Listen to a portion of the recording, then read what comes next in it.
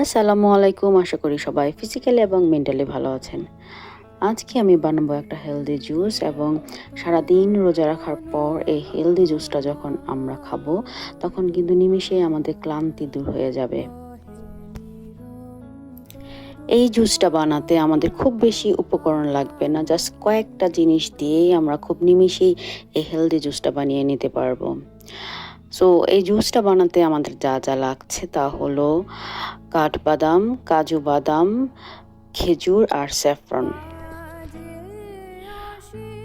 তো প্রথমেই আমি 1 কাপ দুধ নিয়ে নিয়েছি এবং দুধটাকে আমি হালকা গরম করে নিয়েছি, কারণ এই দুধটাতে আমি প্রথমে স্যাফরন মিশাবো এবং যখন আমি স্যাফরন দিব তো দুধটা যদি একটু গরম থাকে তাহলে স্যাফরনটা খুব নিমিষেই এটার সাথে মিশে যাবে এবং স্যাফরন থেকে খুবই সুন্দর অ্যারোমা বের হবে এবং স্যাফরনটা থেকে খুবই সুন্দর কালারও বের হবে।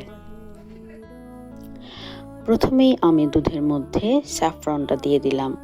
এখানে আমি প্রায় 1 চিমটির মতো স্যাফরন নিয়েছিলাম এবং স্যাফরনটা দিয়ে আমি খুব ভালো করে মিশিয়ে নিলাম। তারপর আমি দিয়ে দিলাম কাজু বাদাম এবং কাজু বাদামটাও খুব ভালো করে মিশিয়ে নিলাম। এরপর আমি এখানে অ্যাড করলাম কাঠবাদাম। কাঠবাদামটা কিন্তু আমি 2-3 ঘন্টা ভিজিয়ে রেখেছিলাম এবং আমি এখানে খোসা ছাড়ানো কাঠবাদামটা ইউজ করেছি।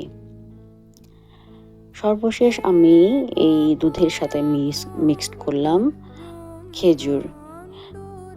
আমার মোটামুটি সব কিছু এখানে অ্যাড করা হয়ে গেছে। এখন আমি এই মিশ্রণটা প্রায় আধা ঘন্টার মতো রেখে দিব।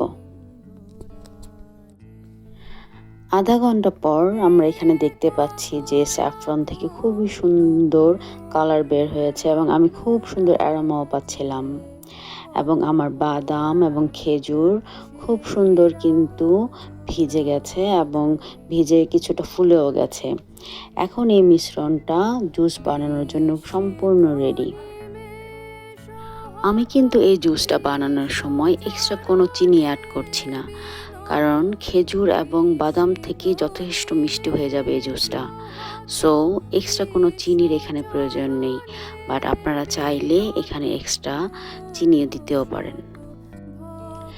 ফাইনালি আমি আমার এই মিশ্রণটাকে ভালো করে ব্লেন্ড করে নিয়েছি এবং খুব অল্প সময়ে ঝটপটে তৈরি হয়ে গেল আমার ডেলিশিয়াস অ্যান্ড হেলদি জুস।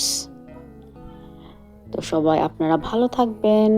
আজকে এই পর্যন্তই। আল্লাহ হাফেজ।